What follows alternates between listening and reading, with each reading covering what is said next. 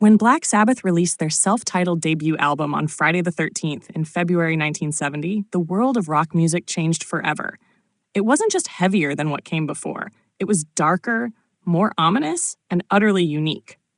While other bands flirted with loud guitars and edgy lyrics, Black Sabbath dove headfirst into the abyss. They didn't just invent heavy metal, they embodied it. From their eerie imagery and doom-laden riffs to their groundbreaking musical experimentation, Black Sabbath became the blueprint for generations of metal artists to come. Formed in the grim industrial landscape of Birmingham, England, Black Sabbath was forged by hardship and steel. The original lineup, Ozzy Osbourne, vocals, Tony Iommi, guitar, Geezer Butler, bass, and Bill Ward, drums, shared a background that was anything but glamorous. They were working-class kids shaped by factory life and post-war Britain.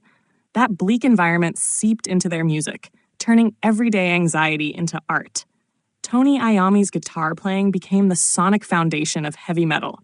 After losing the tips of 2 fingers in a factory accident, he fashioned thimble-like prosthetics and detuned his guitar to ease his playing. The result was a deep, sludgy sound unlike anything heard before. Paired with Geezer Butler's rumbling bass and Bill Ward's thundering drums, it formed a wall of sound that felt like an approaching storm. Lyrically, Sabbath didn't sing about peace, love, or parties. They explored fear, war, addiction, occult themes, and existential dread.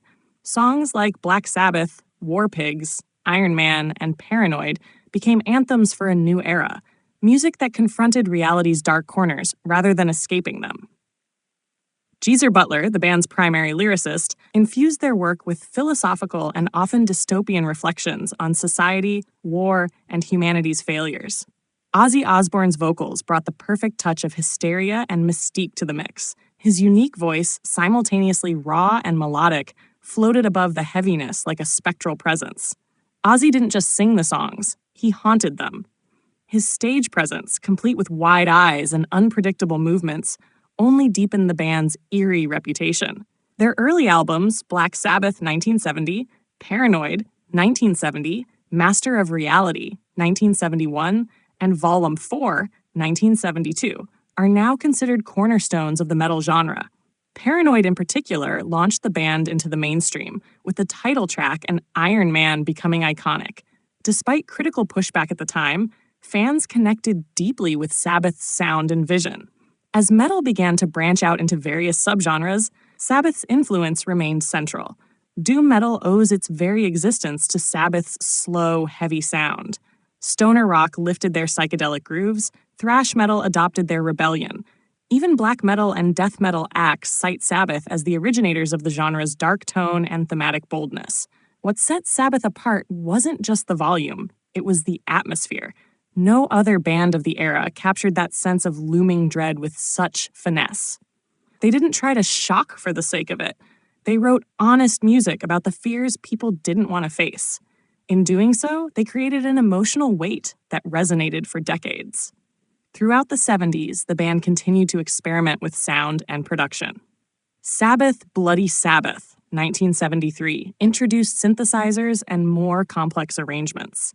Internal tensions, substance abuse, and relentless touring took a toll, and Ozzy eventually left the band in 1979. He went on to a hugely successful solo career, further cementing his status as a metal legend. Sabbath continued with other vocalists, most notably Ronnie James Dio, whose powerful voice ushered in a new chapter for the band. Albums like Heaven and Hell, 1980, proved Sabbath could evolve while staying true to their roots. Though lineups changed over the years, the band's legacy never dimmed. After decades apart, the original lineup reunited for tours and eventually recorded 13 in 2013, their first album with Ozzy in over 30 years. It debuted at #1 in several countries, proving the Godfathers of metal still had the power to shake the earth. In 2017, Black Sabbath played their final show in Birmingham, closing the circle where it all began. But their influence continues to echo through every power chord, every drum blast, every scream into the night. Bands like Metallica, Slayer, Soundgarden, Tool, and hundreds more have drawn from Sabbath's well of sonic darkness. Black Sabbath didn't just pioneer heavy metal, they gave it a soul a dark, distorted, aching soul that speaks to anyone who's ever felt alienated, angry, or misunderstood. Their music wasn't about destruction. It was about survival. In every eerie riff and thunderous chorus, there was a message. You are not alone in your darkness.